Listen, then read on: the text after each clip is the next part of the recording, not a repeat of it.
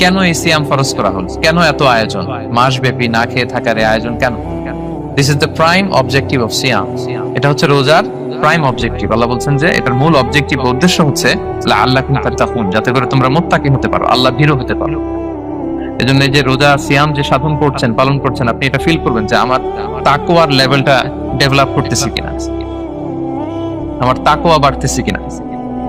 তাকওয়া হচ্ছে এই ফিলিংসটা মনের মধ্যে আসা যে কেউ দেখে না কিন্তু আল্লাহ দেখে। কেউ দেখে না, সবার চোখকে ফাঁকি দেওয়া যায়, কিন্তু ফাঁকি দেওয়া যায় না একজনের চোখ। কার চোখ?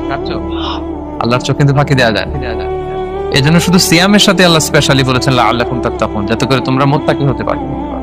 একটু খেয়াল করে দেখ, এই যে রমাদানে আমরা মাঝে মাঝে একা একা রুমের ভিতরে থাকি, ঘরে থাকি, খুব তৃষ্ণার্ত। আমি যদি বোতল ভরা পানি আছে, 2 ঢোক পানি খেয়ে ফেলি, কেউ বুঝবে?